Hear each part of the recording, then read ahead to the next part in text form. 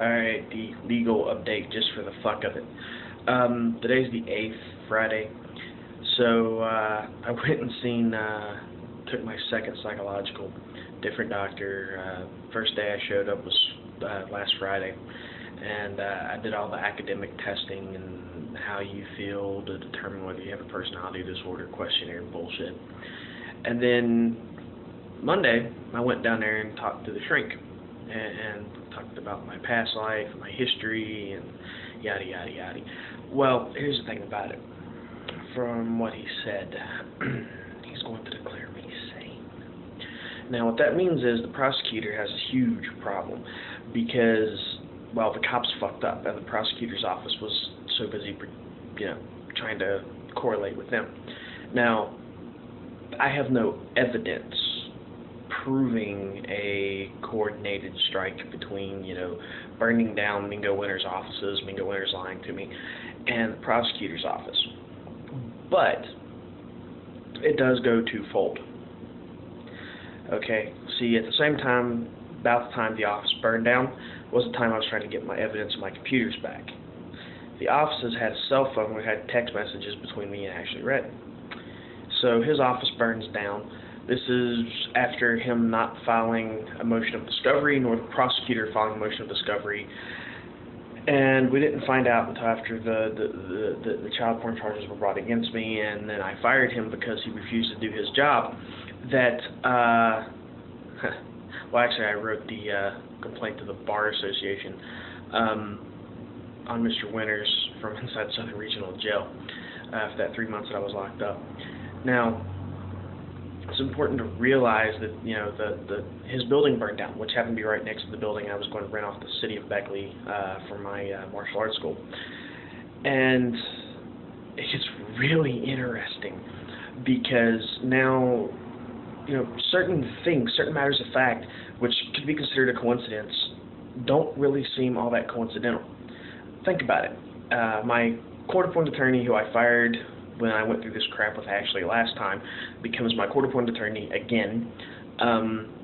He, of course, doesn't file a motion of discovery, nor does the prosecutor. The whole thing's been on the books for like 2 years now, and the prosecutor hasn't filed a motion of discovery. They don't want to see what evidence I have to defend myself. My lawyer doesn't file a motion of discovery. Doesn't make sense. The building where he has physical evidence in his hand gets burned down. The recordings from where I went and talked to the police officers, and now, having it where I threatened to go to the superintendent on Captain White, head of the Office of Professional Standards, April 13th, and then April 14th they get the warrant. The fact that they took my computers for a supposed terrorist threat,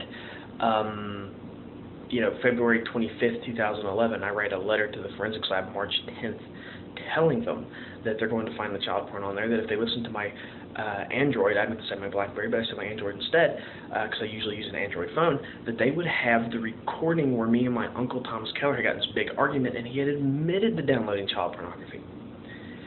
And then we find out that they actually took the evidence out of the forensics lab October 26th of 2011, but didn't charge me until after I threatened to go to the superintendent of state police because I was filing complaints on these guys for taking my computers and covering up evidence, and they never filed charges on me for a year for terrorism or child pornography. Doesn't make any sense. The handling of evidence doesn't make any sense. The fact that Ashley Redden's text messages that we have printouts of mention New Year's, but they start January 27th. It poses a very interesting question here.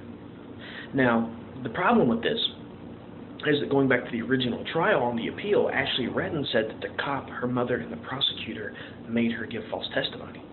And then we have the whole Michael Yancik, FBI agent who doesn't exist, saying that I was going to kill Duckworth, which essentially is falsifying evidence. Even though I'm saying that I really spoke to a real FBI agent and really threatened him over the phone, that whole thing's been covered up. The questions are why. And see, now we come to this position where it's either try me or shut the fuck up. The only out you have is to declare me insane, and since you can't declare me insane because I'm not insane, you're stuck with a lot of questions you have to answer. Now, just put this out there, just for the whole world to see, just to make people's buttholes tighten, their teeth grate, and just to piss you off, because there's really nothing you can do. And then, well, this evidence goes right to the feds.